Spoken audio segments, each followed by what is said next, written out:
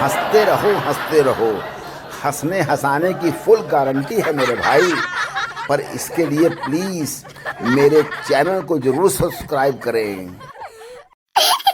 पति ने पत्नी को मैसेज भेजा, मेरी जिंदगी इतनी प्यारी, इतनी खूबसूरत बनाने के लिए तुम्हारा शुक्रिया। मैं आज जो भी हूँ सिर्फ तुम्हारी वजह से। तुम मेरे जीवन में एक फरिश्ता बनकर आई और तुमने ही मुझे जीने का मकसद दिया। Love you. पत्नी ने रिप्लाई किया, मार लिया चौथा पैग, आ जाओ घर, कुछ नहीं कहूंगी।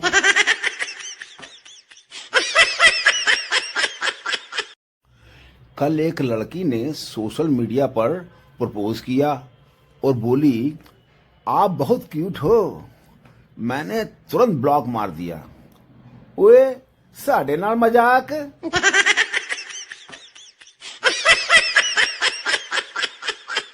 एक शहरी लड़का नदी में बत्तखों पर निशाना लगा रहा था। निशाना चूक गया और पानी भर रही एक देहाती महिला का घड़ा फूट गया। वह उस स्त्री के पास आया और बोला, सॉरी फॉर दैट। उस औरत ने एक झन्नाटेदार थप्पड़ मारा। दहेजरा के नाती, एक तो घड़ा फोड़ ही दीस, ऊपर से कहत है साड़ी फाड़ दे। अरे हम तुहार करेजा निकाल दे। वाह वाह वाह। दोस्त को परेशान देखकर दूसरे दोस्त ने पूछा, क्या हुआ? परेशान दोस्त, यार एक चिट्ठी के जरिए मुझे धमकी मिली है कि मेरी बीवी से इश्क करना छोड़ दो, नहीं तो जान से मार दूंगा। दूसरा दोस्त, ठीक तो है, छोड़ दो। परेशान दोस्त, चिट्ठी गुमनाम है, समझ नहीं आ रहा किसकी बीवी से इश्क बंद करना है। No no no.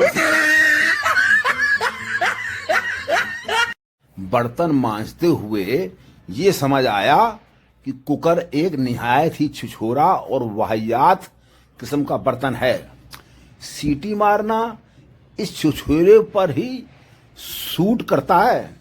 सारे बर्तन सराफत से साफ हो जाते हैं, लेकिन इसके अलग नखरे हैं। रबड़ अलग से धो, सीटी अलग से धो, ढक्कन अलग से और शरीर अलग से।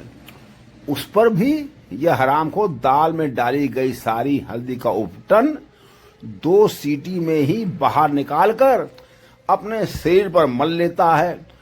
इसे कौन से फैशन परेड में जाना होता है हल्दी का फेशियल करके? उंगलियां दुख जाती हैं हल्दी छुटाते छुटाते। वाह वाह वाह। मच्छरी से, डार्लिंग कल मैं तुम्हारे लिए शेर का शिकार करके लाऊंगा। मच्छरी, ठीक है अब सो जाओ।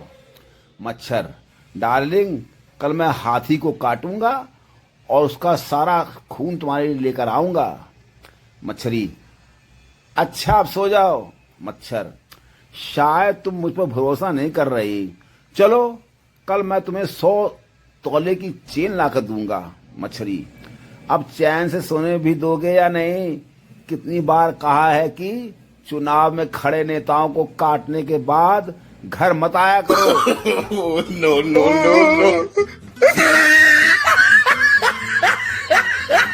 एक लड़की बहुत देर से मेडिकल स्टोर के बाहर खड़ी थी। दुकान में ग्राहकों की भारी भीड़ थी। लड़की परेशान सी भीड़ के हटने का इंतजार कर रही थी। काफी देर बाद जब भीड़ छटी तो लड़की सकुचाते हुए दुकानदार के पास गई। उसने धीरे से इधर उधर देखकर एक पर्चा दुकानदार को दिया और बोली, भाई साहब मेरे होने वाले पति डॉक्टर हैं, ये उनका प्रेम पत्र है, पढ़ के सुना देंगे प्लीज। पापा, बेटा 10वीं में कितनी रैंक आई? बेटा, पापा दूसरी रैंक आई। पापा, क्यों, पहली क्यों नहीं आई? बेटा, असल में मेरे और अनिल के बराबर नंबर थे, लेकिन उन्होंने अनिल को पहली रैंक दी और मुझे दूसरी। पापा, क्यों? दोनों को तो पहली रैंक देनी चाहिए थी। बेटा, उन्होंने डकवर्थ लुईस सिस्टम लगा दिया और हमारे पिताओं के 10वीं के नंबरों की तुलना कर ली। उसमें अनिल के पापा के ज्यादा नंबर निकले। पापा, अच्छा अच्छा, कोई बात नहीं, दूसरी रैंक बहुत अच्छी है, शाबाश।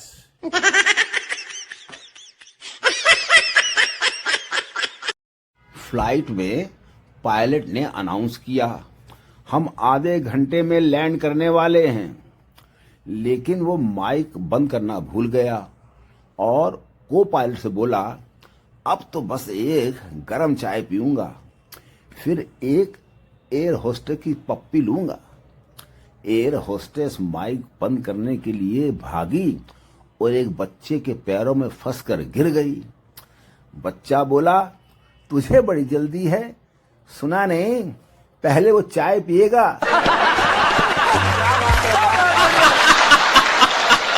ओए वाह वाह वाह। पत्नी, अजी तुम गोवा जा रहे हो तो मुझे अपने साथ क्यों नहीं ले जाते?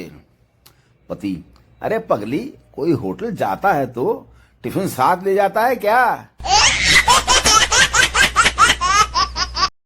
वाइफ, मेहमान आ रहे हैं और घर में दाल के सिवाय कुछ बना नहीं है।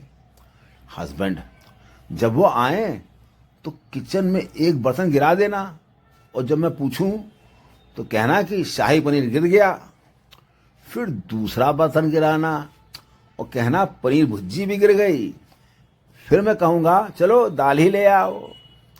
मेहमानों के आने के बाद बर्तन गिरने की आवाज आई। हस्बैंड, क्या हुआ? वाइफ, होना क्या है, सारी दाल ही गिर गई।